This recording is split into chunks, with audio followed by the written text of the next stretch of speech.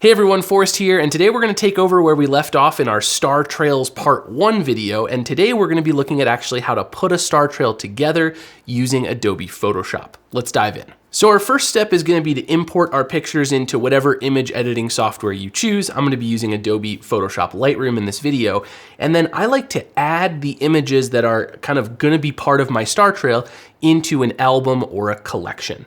So I'm gonna go ahead and do that now. I'm gonna click on the last photo. I'm gonna shift click on the first photo, and I'm gonna make a new album. I'm gonna call it Star Trail Video, and I'm gonna check the box to include the selected photos. Upon hitting create, that's gonna give me a new place I can click on where I only have those images that are going into my star trail. Now, once you have your collection or album, you wanna do a little quality check. We just wanna be sure that we're not taking images that are not compatible into Photoshop. And what I mean by that is, like we talked about in my previous video, you really want your star trail images to be sequential, and we don't want any gaps between the shots. So a lot of times I might start a star trail and realize that halfway through, oh, I don't have my settings right, and then I'll start another one. I want to be sure that I'm only sending one star trail into Photoshop at a time. So you may need to do some removing from this album if images don't fit. Another thing that you're going to want to look for is consistent exposure. If you adjust your exposure halfway through, you're not going to want to try to stack all of those images together because your stars are going to have different brightnesses for half of the star trail versus the other half. So if you have a series where you can see a darker exposure for half and a lighter exposure for a different half, I would edit those as two separate star trails. Now you could try to edit one half a little brighter, the other half a little darker to match, but probably would be safer to just treat them as separate final composited photos. Lastly, what I like to do is just double click on the first image and arrow key through the shots and be sure that things move normally. We can see here that everything's moving as it should, the sky's moving overhead, and we have nice arcs to the stars. Fun fact, I got the Andromeda Galaxy right there. Look at that little thing. It ain't sharp, but it's there, kind of cool. So you might find some little treasures in your photos as you're going through, but this is what we're looking for, right? As we arrow key through these, we have a nice consistent run of pictures from start to finish. So once our quality check is good, the next thing that we want to do is apply any sort of edits to all of the photos that we want to do. And the reason we want to do this now is that the images are in raw format right now. And when we send them into Photoshop, they're going to be not raw anymore. They're going to be a stacked TIFF or PSD file. So if there's any sort of broad strokes global edits that you want to apply, now is the time to do it. I am actually going to do this. I think my sky is a little bit too blue in these early shots, and I also think that I want to reduce the saturation and maybe darken everything down.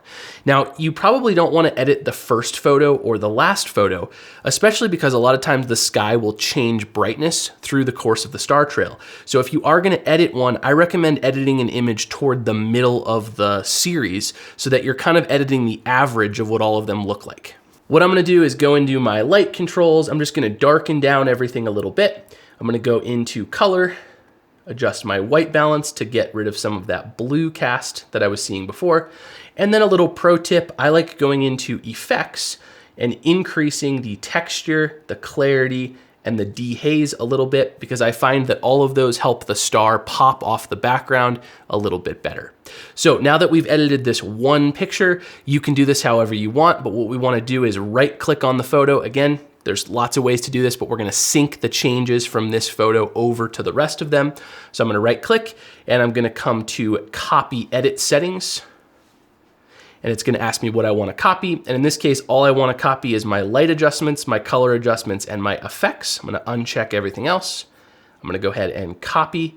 And then I wanna select all of the other photos, except for the one that I've edited, just using shift click and command or control click to quickly select multiple images. And then I'm gonna do the same thing.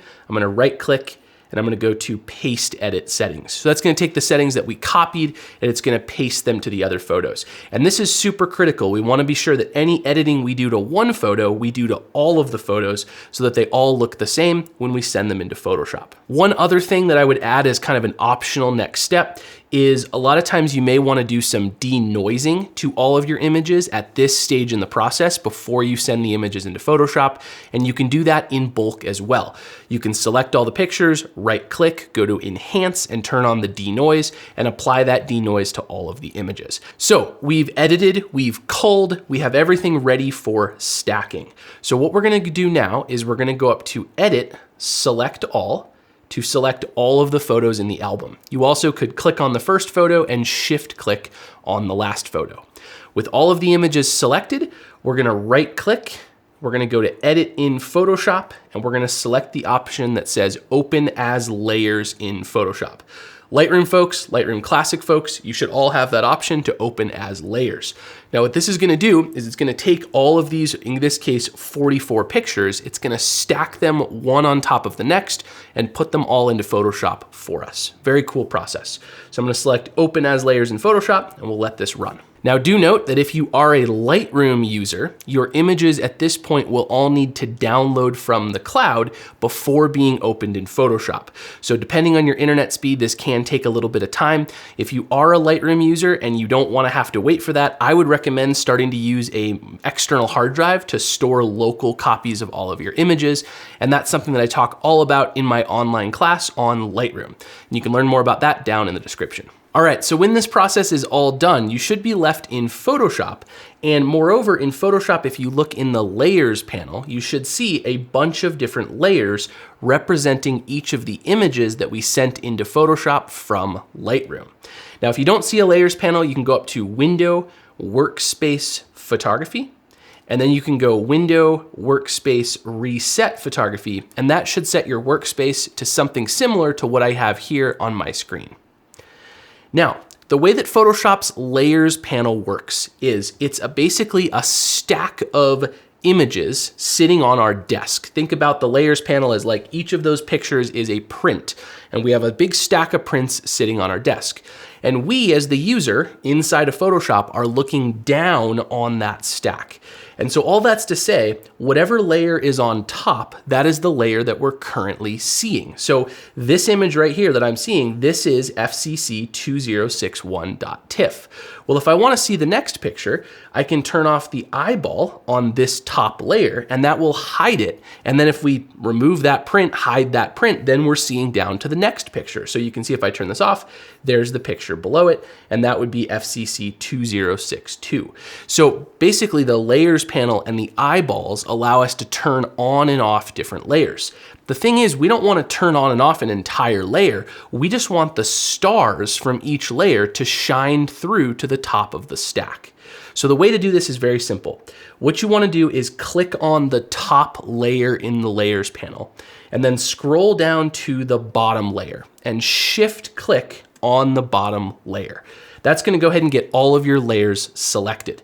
Now, Photoshop has about 15 buttons all within about a tiny little area of the screen. So do be mindful when you are clicking and shift clicking to click the actual little picture of the photo, not the text, not the frame around it, not the eyeball, but the picture itself. So again, I want to click on the first picture just like this, scroll down to the bottom and shift click the bottom picture. Now from there, up at the top of the Layers panel, there's a little drop-down box that says Normal, and this is what's called the blending mode of the layer. Blending modes control how layers interact with one another. And what we want is we want the brightest parts, the stars of each layer, to shine through to the top. So if I click on this blending mode here where it says Normal, and I change it to Lighten, that's going to allow the bright stars from every layer to shine through to the top of the stack. And you can see as soon as we do that, boom, there is our star trail. Now, it's not perfect yet, right? There may be some little gaps. You may not have smooth arcs, different things like that. This is kind of where you see the first preview into how well you did when capturing this star trail. But change that to Lighten, and that gets us at least something that we can look at and start to see how we did when we were shooting. So now that we have everything in Photoshop, we need to do a little bit of looking around the photo and make sure that we didn't bring any artifacts or bad images into our stack. And this is gonna involve a few things. The first thing I wanna do is be sure that we have a safe tool selected in Photoshop. There's a lot of tools in Photoshop that can cause a lot of problems for your images. They can also do amazing things, but if used improperly, they can cause us some problems. So the number one thing I wanna do is on the toolbar over here on the left, I wanna single click on the little hand tool. The hand tool I like to think of as the safe tool in Photoshop. And all it does is if you click and drag with the hand tool, it lets you move your picture around. It's very simple. Just like, again, you have your stack of prints on your desk, the hand tool is like taking your hand, grabbing that print, and moving it around. So we'll grab the hand tool, then we wanna zoom in on this image. Now to zoom, my favorite way to do it is on a Mac to go Command plus, the plus sign and the Command key. On Windows, it would be Control plus. So I'm gonna go Command plus a few times, and then I'm gonna go ahead and click and drag with my hand tool to take a look at what we've got going on in this photo. And immediately I see a problem, okay? My star trails look good, they look consistent, they look clean for most of the trail. But then on every one of my star trails on the left side of it, there's this little extra star with a gap in between. So that tells me that when I was shooting my star trails, either my last photo or my first photo had a little gap between it and the next or previous shot. There was a little bit too much time that elapsed between those two pictures, and I don't like the look of that. So what I'm gonna do is over here in the layers panel, I'm gonna turn off my top layer and see if that fixes it. And you can look at that. You see immediately, as soon as I turn that eyeball off, it gets rid of that star and it totally fixes the problem. So I probably could have caught that in my quality check, but honestly, I don't think I could have. It's such a small little minute difference. But the point is, I don't want this layer in my stack. It makes the photo worse. So what I'm gonna do is I'm going to right click on the name of this layer. That's gonna pop up a little window, and I'm gonna go to delete layer. So right click on the name, pops up a dialog box, menu, and we'll go to delete. It's gonna say, are we sure? I'm gonna say yes, and there goes that layer. So you may find that you have 3 or 4 photos that don't fit in the star trail, or they don't match, or they're a little bit too misaligned. Maybe the tripod settled in a little bit. Feel free to delete those so that what we have is consistent all the way through. Now, another thing I'm gonna look for are things like these satellite trails, right? You may see satellite trails, plane trails, things like that, that cruise through perpendicular or off axis with the stars. These you could clean up in Photoshop. Usually I save these back into Lightroom and I do that there. But do take note of that. Really what we're looking for is any issues with the star arcs. And I think in this case, my star arcs are looking really nice and consistent. Now I will point out that there are small gaps between the star arcs. And there are some tools you can use to fill those, but the long and short of it is it's really unavoidable. We're taking multiple pictures, we're stacking them together. Inevitably, there's gonna be a little gappy between each star photo, and so you're gonna end up with a little bit of choppiness in your stars. Now, there are a few solutions to this. You could mask off the stars only, so you're only affecting them, and blur them a little bit. That blurring will help kind of push the little ends together so that they clean up and they smooth up. There are aftermarket other pieces of software that'll do a little bit of gap filling, but none of them are perfect. Honestly, there's really hard to make a perfect gapless star trail.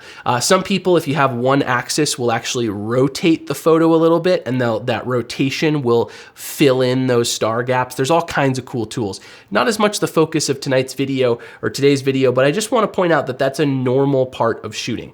We're not trying to fix those little gaps. We're trying to fix any big, obvious things like extra photos that don't fit, things like that. Once we have that done, I'm going to zoom back out. So I'm going to go Command minus on the keyboard or Control minus, zoom back out, and get to this view here.